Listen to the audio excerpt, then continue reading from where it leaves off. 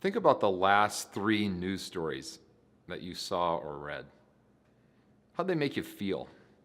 Did you feel all warm and fuzzy after you read through those or saw something online? Or did you find yourself shopping for new security systems? See, we live in an unprecedented time where we have access to news 24 hours a day. And a lot of that news is news about the most broken, sick, almost evil things that are going on all around the world. And that does something to us. When we can turn on the TV every day and we see these stories, there's entire shows. They're made just to mine these stories that just make you shudder and just turn off the TV, right? And when we see those over and over and over again, it begins to create this low-grade fear that we carry around with us all the time. And it begins to impact how we think about others and the things that we assume about the unknown. And this is toxic when it comes to our neighboring relationships. I remember having a neighbor who I just didn't know at all.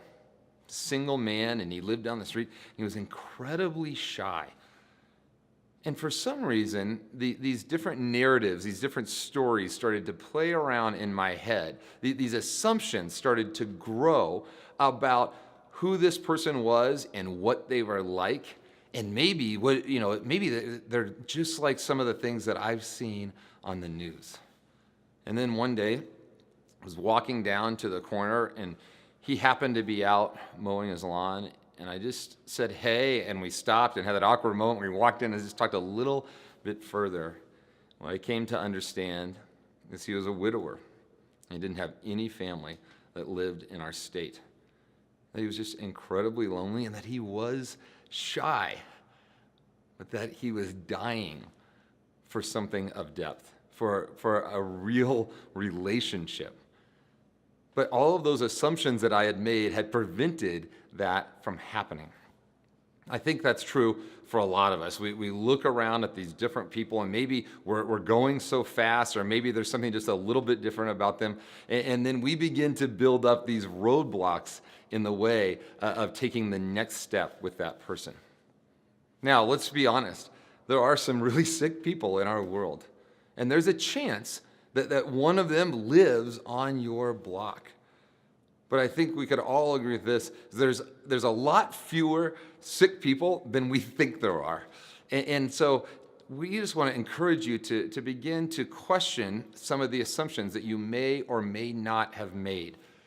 Jesus has this incredible model all throughout the New Testament in which he's encouraging, he's challenging, he's pushing us to grow past some of our fears and to spend time with people who we might not normally choose to spend time with. All throughout the New Testament, we see that he makes the religious people uncomfortable because of the friends that he chooses, right? He shows up to the party at Levi's house, and the Pharisees are there nearby, and they start to question him. If you only knew who these people were, and Jesus looks at him and says, listen, I didn't come for the healthy, I came for the sick.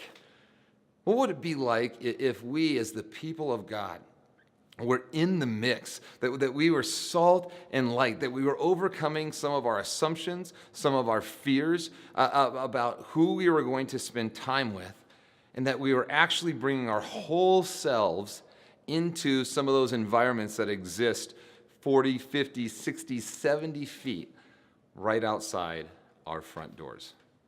Fear is about perception, and if left unattended, it will grow inside of us, and it will prevent us from living the kind of life that God wants us to live. And fear is really toxic because it leads to isolation. And isolation, a lack of social connections, is the antithesis. It's the opposite of the second half of the Great Commandment. The genius of this principle of loving your neighbor is it brings people closer and closer together. And it brings the people of God into environments in which they can begin to share their life and their stories and to share with others about why they've chosen to orient their lives around the teaching of Jesus. God wants us to be salt and light. He wants us to be in the game. He wants us to be at the best parties. in town. And so as you think about your block, if your block's like mine, there's always that one house where people don't know exactly what's going on. Maybe there's a lot of assumptions that you've made about the people that live there and some of the dynamics that exist. What would it look like if this week you just took the next step? Just began to do something that might enable you to learn a little bit more about the people who live in that house.